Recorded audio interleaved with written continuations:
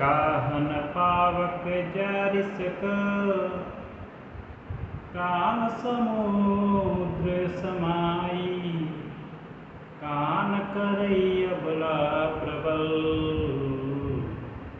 तेहि त्यग कालू न खाई।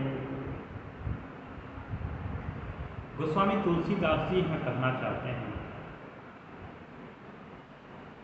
काह न पावक जारी, अर्थात अग्नि किसको नहीं जलाती। समुद्र अपने अंदर किसको नहीं समा सकता।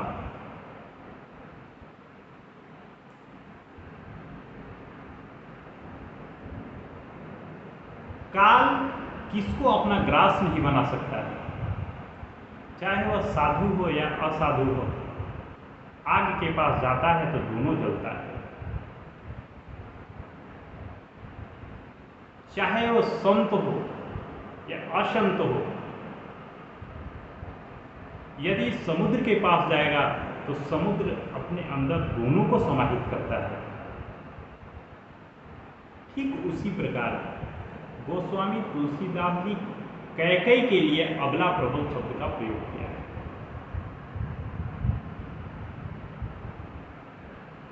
यदि किसी भी स्त्री को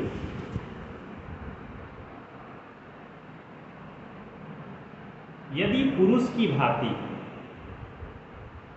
प्रभुत्व मिल जाती है या प्रभुत्व प्राप्त कर लेती है,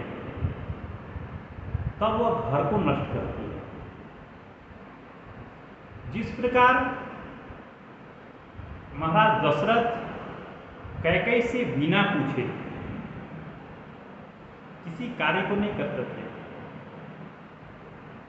और वही अबला रूपी कैकेयी जब प्रबल हो गई, जब महाराज दशरथ उसके अनुरूप कार्य करने लगे, तो वह अग्नि, समुद्र और काल की भांति घातक हुए। वही अबला प्रबल हो गई। यहाँ गोस्वामी जी कैकेयी के लिए अबला अर्थात स्त्री के लिए अबला प्रबल दोनों शब्द का प्रयोग किया। तो कोई भी अबला प्रबल कैसे होगी? देखिए, अबला का अर्थ होता है कि यदि कोई भी स्त्री है तो पुरुष की अपेक्षा कोई भी स्त्री के पास शारीरिक बल कम होता है, और इसलिए स्त्रियां अबला कहलाती हैं। और प्रबल का अर्थ होता है कि शारीरिक बल के अतिरिक्त बुद्धि, वाक्यपटुता, चतुरता, धैर्य, व्यवहार, रीति, नीति, शौक, स्निग्धता, सौंदर्य, स्नेह, दया, ममता, काम, क्रोध, सभी प्रकार के गुण अवगुण पुरुषों की अपेक्षा स्त्रियों में अधिक होती है। और इन सारे अपने आप में कह सकते हैं कि इन सबके कारण वह किसी भी व्यक्ति, किसी भी पुरुष को अपनी ओर आकर्षित कर लेती है। अर्थात जो कार्य स्त्रियां अपने शारीरिक बल से प्राप्त नहीं कर सकती या जो कार्य शारीरिक बल से नहीं कर सकती, उसे वे बुद्धि कौशल से आसानी से संपन्न कर लेती है।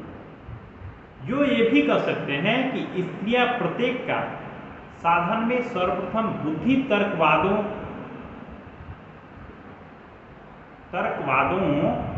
का ही आश्रय लिया करती है।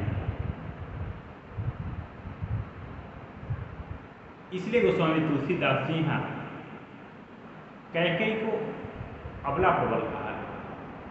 जब कैकेयी प्रबल हुई तो वह राम जैसे साधु को मन हुए। उस राम को वन भेज दिया जो राम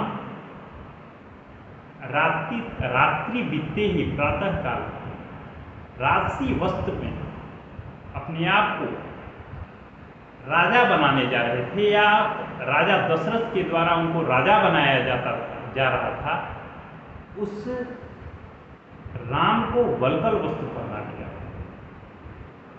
उस सिया को, जो जनक दुलारी थी, कुलवधु थी, दशरथ जी की राजरानी थी, कहाँ तक कहूँ, कौशल्या जी ने कभी भी सिया जी को अयोध्या के धरती पर पैर तक नहीं रखने दिया।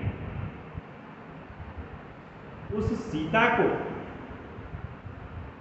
कैकेयी रूपी प्रबलता वन को भेज दिया।